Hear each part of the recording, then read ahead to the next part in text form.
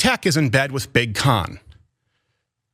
The people you thought, the people I thought were fighting for you, a lot of it has been a Big Con. Now, I'm specifically avoiding naming names or going after individuals in this video because I genuinely hope that those I'm addressing, and you know who you are, have a change of heart. Don't sign these contracts. I now know what you are signing out there. I have the luxury of not having to. Let me go through this. If any of the major platforms issues a content strike such that Crowder cannot be monetized on such platform, the fee will be reduced by 25%. And then another 20% of it happens on Apple. And then another 10% of it happens on Facebook. And then another 10% of it happens on Spotify. Okay, so we're gonna dive into this whole Steven Crowder contract Daily Wire thing. Steven Crowder has gone very far in his career, unencumbered by what would seem to be a handicap in the area of politics and news analysis, which would be being a complete moron. But finally, it's caught up to him because he knows enough about the grift that he's engaging in to know that he is supposed to constantly make himself out to be a victim, because the right loves that. And he's supposed to pretend that he's this independent figure fighting against some shadowy force in the darkness.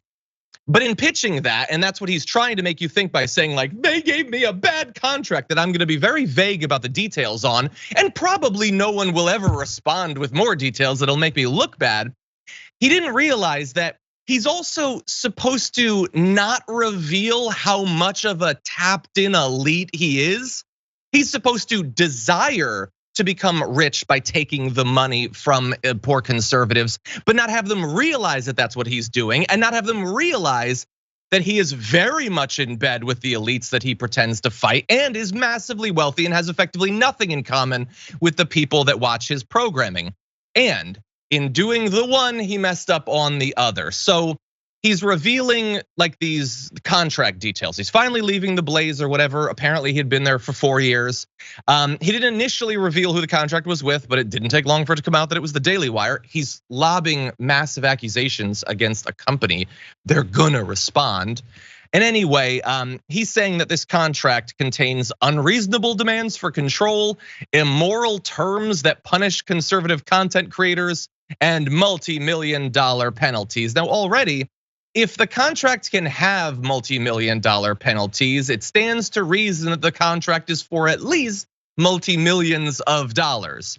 And so that's not gonna necessarily end up looking good to poor conservatives when they realize that the thing that you're whining about and using to pretend that you're some sort of warrior against elites is a contract that would guarantee for you, even if all of the worst consequences that you're pointing out were to happen, 100 times more wealth than anyone watching your show will have from now until the day they die. So he shows off the contract. You can see a shot from it right here, pointing out completely unacceptable terms like, oh, if you so repeatedly and willingly violate the terms of service of the platforms your content is on, that your content can no longer be there and or it can no longer be monetized, we probably shouldn't have to keep paying you for that stuff.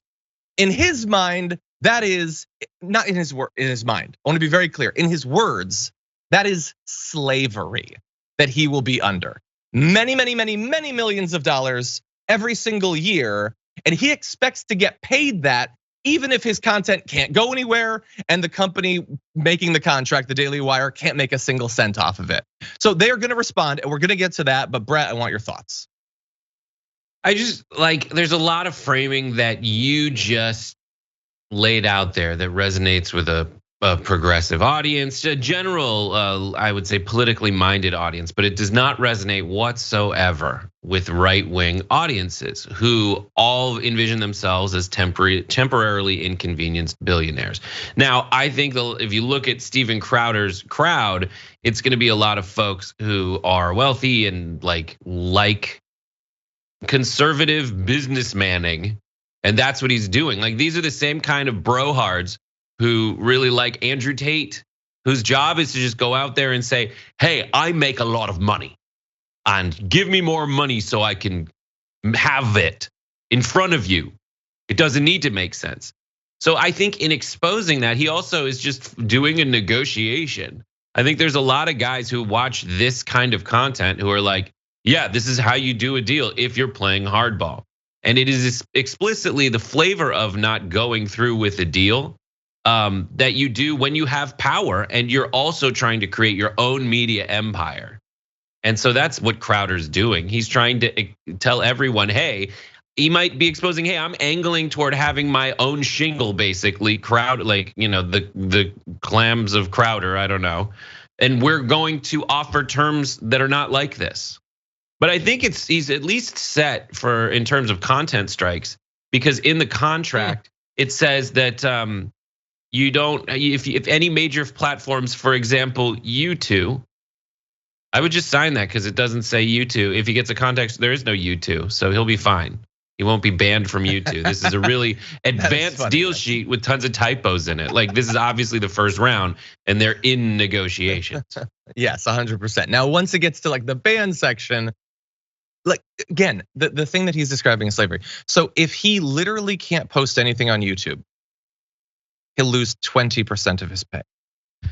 I feel like that's nothing compared to how significant a drop in reach and monetization that I would assume would be. I feel like that should be worth more than 20%, but again, the deal seems pretty sure, and maybe it'll work.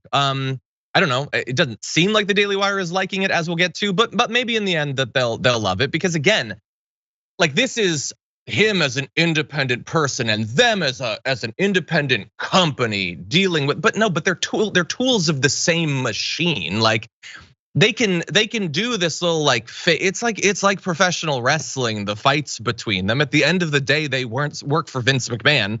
Almost literally, Vince McMahon is in those circles. So anyway, I'm sure that he'll end up being fine. And no, Brett, I do not anticipate that my read on this, or even as ridiculous as the entire thing is, going to get through to a lot of his fans. They self-select to a certain sort of audience that possesses some cognitive characteristics and not others. And I think they are quite well aware of the hold they have over the people who watch their content.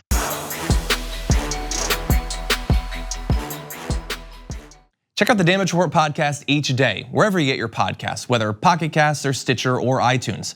You can join me as I give you the news and stories you want, with a range of co-hosts and interview guests jumping in on the fun each day.